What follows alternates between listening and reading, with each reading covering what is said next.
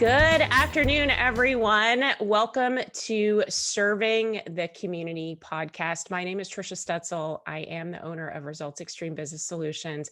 And the purpose of our podcast is to really highlight people and organizations in our communities that are serving through their volunteer work and giving back to make our community, country, and even the world a kinder place to live. I'm super excited about having Staci Griffin on the show with me today to talk about second chance pets. Staci, welcome to the show. Hi, thanks for having me. Yes, absolutely. There's a really big reason why I wanted to have you on the show, and we're going to get to that at the end of our talk, which is how people can get involved in the organization. But what I would like to start with is, who are you? And tell me more about the Second Chance Pets organization.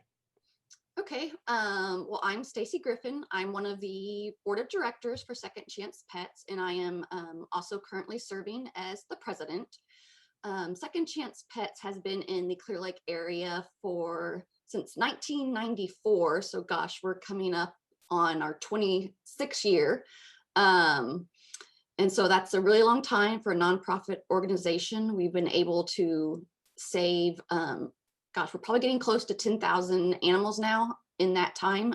We focus on cats and dogs, and we try to focus mainly in the Clear Lake area, kind of South Houston, so Pasadena, Pearland, Clear Lake, Dickinson, Santa Fe, Galveston. And we are a foster-based organization. So all of our animals, we are not a shelter. They all live in individual people's homes that have other animals, have a real life going on, busy kids, the whole shebang. And our goal is just to get these animals that are on the streets or sitting in shelters adopted into loving forever homes, like they didn't get their first time around. Yeah, and I think it's really cool that the overhead for this organization, Staci, is so low, because we do have volunteers that are taking these animals into their own homes. So how do people find these animals? Tell me about listings and where we may show up on Saturdays so that people can view the animals. So all of our animals are listed on Pet Finder, which I believe it's petfinder.com. It might be .org, I can't remember. And so you can find all of our animals there if you search for Second Chance Pets, or if you're looking for a specific type of cat or dog, you can filter by that. But you can also view all of our available animals on our website, www.secondchancepets.org. We have a complete listing of all of our cats and dogs on there, and we actually are now able to post more pictures than we're able to on Pet Finder. So you might find some, silly pictures or a video or at-home pictures, maybe with them cuddling, kids cuddling with their foster animal, or just something cute like that. And then we showcase all of our animals on Saturdays at the Clear Lake Petco, which is at the corner of Bay Area Boulevard and Space Center. Cats are usually there from 10 to 2 during COVID. Hopefully once this COVID mess is over, we will go back to showing cats from 10 to 3. And then our dogs are there from normally 11 to 3, but during COVID, they're doing 11 to 1. A lot of people have been adopting animals. So it's been hard for us to keep, some of our dogs in stock. They get adopted just through Pet Finder on our website. So that's why they're reducing hours to 11 to 1. Yeah, that's one of the, I think, better things that came out of everyone being on quarantine, right? I saw a lot in the news over the last few months about shelters that were running out of animals for people to adopt, and Second Chance Pets was feeling the same thing, right? Right, yeah. Especially kind of the littler dog, the cuter dogs, those are just, going off the shelf. There's still a lot of large dogs that are out there, but yeah, it's great that people are, as they have this extra time, wanting to adopt and using this time to integrate that animal into their house, so that when things hopefully go back to normal, the dog is already trained and the routine is down and you're not having to worry about that. So yeah, our intake coordinator will tell you that it is very hard sometimes to find dogs at the shelters you're used to going to, and you have to be a lot more resourceful. So we've taken Sure. in a lot more strays during this time. Yeah, absolutely. Well, and I know one of the other discussions that we've had, even outside of Second Chance Pets, is we've partnered with other organizations, right, for dogs or cats that may not be adoptable here locally. We've done some transporting or been engaged with other organizations outside of even Texas. Correct. Yeah, there's been huge growth in the last couple years of what we call transport. So there's a lot of areas up north who don't have the big stray problem that Texas has. And so there are people who want to adopt up there.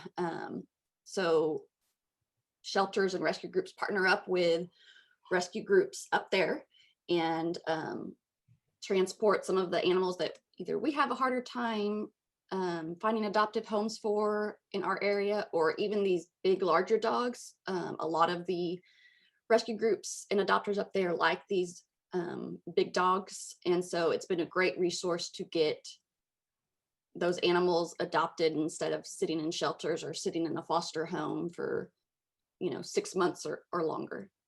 Yeah. So let's talk about the position that you play. So you mentioned earlier that you're the current president for the board for Second Chance Pets. And by the way, I sit on the board as well, but these ladies that are on the board work much harder than me. I am just the event coordinator, so I get to come in and throw the annual party, which of course is a little bit hard at the time, but these ladies they're on the ground and in Petco every single day. So Staci, let's talk about your role as the president. What all goes into that for Second Chance Pets? So for me, it's a variety of things. It's obviously serving on the board. One of my goals as president was to get us a new website, which we were able to roll out this year finally, and it looks amazing. Then also just keep track, of finances, making sure how much we're spending, where we're spending. Unfortunately, the board sometimes has the hard decision of deciding when an animal medically is too far gone to be saved. We're making sure we have enough volunteers to staff events. A lot of our board members are foster parents as well, so we're always taking our animals to events, trying to get pictures and videos of them. I'm currently an adoption counselor, so I'm up at Petco pretty much every Saturday from about 9 to, I don't know, 2:30, bringing your pets, trying to get the ones that are there adopted into the right homes. We have board meetings about every month. Sometimes we have to have special board meetings if something has come up. So it's really just trying to manage all aspects. Cats are a little bit different than dogs. Dogs have different needs than cats. And so it's trying to make sure we're all on the same page and working together towards one goal. I have the unpleasant task along with our treasurer of trying to find insurance every year, which has becoming more and more of a struggle, and, making sure our bills are getting paid and we've got enough storage. And if our fosters need help with food or other resources, that we reach out to try and make sure they have what they need. So it encompasses just Yeah. everything. Yeah. So for those of you out there who think Except for the fundraiser, I try to leave that to you. it is not easy. And by the way, it is a full volunteer board, right? This is a true not-for-profit organization. Nobody is paid. Nobody gets any extra special provisions or anything like that. So for a lot of us, it is our basically our second full-time job, and my husband would agree with that. I believe it. So that's a great lead into Staci. Why do you want to serve in this way to our community? Why do you want to be on the board of directors and serve Second Chance Pets? So I'll briefly start with how I got into rescue in the first place. Was a little girl. I was always, saving the little cats on our street. And then when I went to college, and I got an apartment, I assumed I would be bringing my cats from home with me. And my parents informed me that no, they would be staying at their house. So I was like, okay, well, I want an animal, and how can I get one without having to take it back to my parents? So that's when I learned about these foster groups, and providing temporary homes. So that's how I initially got started. And then when I moved back to Houston from college, I started looking around for, something to continue in that thread. Kind of looked all over the area, zeroed in on Second Chance, and went and actually observed them a few times before I committed and had some talks with them. So I originally started as, just a foster home, and then told them I wanted to, be an adoption counselor and help them out there, and just sort of progress to getting more responsibilities. And then the main reason I like to be on the board, want to be on the board, enjoy serving as president is we need organizations like Second Chance Pets. They need leadership, they need volunteers, and that's something that's become my passion. If Second Chance Pets were to fall apart, then we're leaving, hundreds of animals a year out on the streets. We have several other programs like Welfare of Our Furry Friends, which is a program that we get grant money for or specific donations for, where individuals who need assistance with medical bills for their pets because of some unexpected reason can reach out to us and apply, and we're able to help them with an unexpected cost, a bladder surgery. So that's something that's important to the community and help keeps animals in their homes instead of being euthanized or surrendered to us or a shelter, which is our goal. As well as we have a feral cat program. Everybody, I'm sure a lot of people hate seeing, the neighborhood stray cats around. So one thing we do is we help provide funds to get those animals, those cats fixed and then returned so they're not becoming a nuisance to the community. And the community needs all these services. Without this, we're having animals being dumped on the streets, animals not being rescued, not getting the medical care they need. And so I don't want to see an organization like that fall away. We've been going, like I said, since 1994, and we have no plans to stop. And so that's the big thing that, keeps me on the board, keeps me volunteering.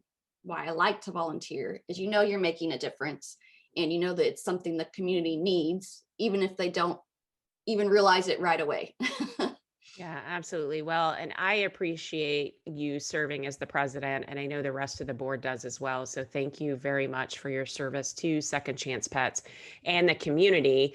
And Second Chance Pets really is bigger than just its own organization, as you mentioned, which I think is very important. So on to the last set of questions. How can people help? I know one of those ways is they can actually donate cash, right? That can be done through Facebook or PayPal or from the website. So Right. all of that money, by the way, is put back into the system to help these animals, right? Medically, also to spay and neuter, and for some of these other programs. So that's where the cash goes.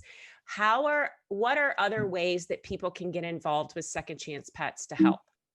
So other ways, one, you can volunteer for Trish to help her with the fundraiser because we would love to give her more help and to relieve, some of our duties that we help her with too. So that's always the fun aspect, right? I mean, you get to make gift baskets. Some people like going out and approaching businesses for sponsorships, and that's only a commitment, a couple months a year.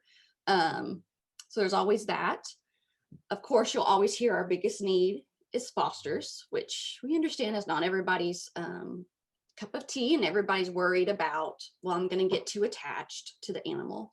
And that's true. You get attached, no doubt. I was attached to my first foster, and I've been attached to pretty much every foster since. But at the end, that you're able to then, if you let go of that animal, save one more animal. If I were to keep every foster that I've had, I'd be on the news as a crazy cat hoarder. So it's really fun to get to see different types of dogs and personalities and cats, and we'll work with you on what you want. Do you want a big dog? Do you only want to do puppies? Do you only want to do kittens? So we're there to work with you. And of course, if you try it once and you decide, I can't let go of this animal, I'm adopting this animal, and I'm sorry, I can't foster anymore. Well, you know what? That was one adoption for that animal, and we are happy for that animal. And we will thank you and tell you, if any of your friends, want to try it out, let us know. We provide all the medical. So you just keep them in your home, safe, happy, fed, loved, and bring them up to adoptions.